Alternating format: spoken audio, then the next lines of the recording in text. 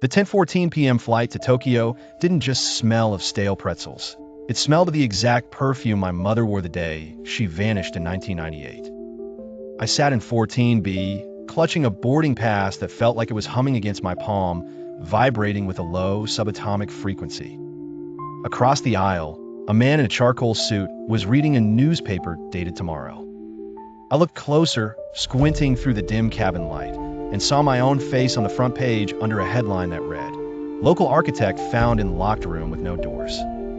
I tried to stand, but the seatbelt didn't just click, it fused with my waist, the nylon turning into a warm, organic membrane. The plane groaned, a sound that wasn't mechanical, but sounded like a giant, metallic lung taking its very first breath of pressurized oxygen.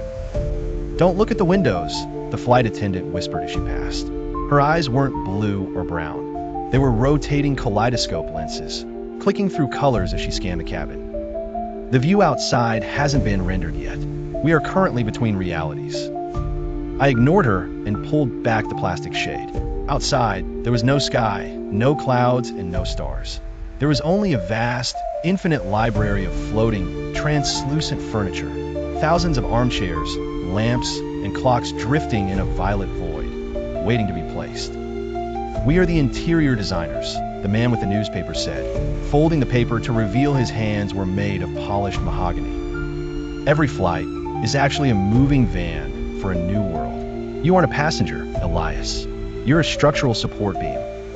Suddenly, the plane tilted sharply, and I felt my memories beginning to leak out of my ears like silver mercury. I remember my first dog, then the smell of rain, then my own name, all of it pouring onto the carpet and being soaked up by the hungry, gray fabric. The cabin began to dissolve, the plastic walls peeling back to reveal that the aircraft was made entirely of compressed, recycled dreams. We weren't flying, we were being poured into a mold. The destination wasn't Tokyo, it was the concept phase of a new Tuesday. I looked at my hands and saw they were turning into blueprints. The blue lines of my veins were now architectural diagrams for a bridge in a city that hadn't been built yet. The man in the suit stood up, his mahogany fingers clicking. "The 10:14 is always the hardest. We have to build a whole city before the sun rises in the real world. You're going to be a lovely bridge, Elias. Strong, reliable, and fundamentally made of stone." I tried to scream, but my voice had become the sound of wind whistling through a suspension cable.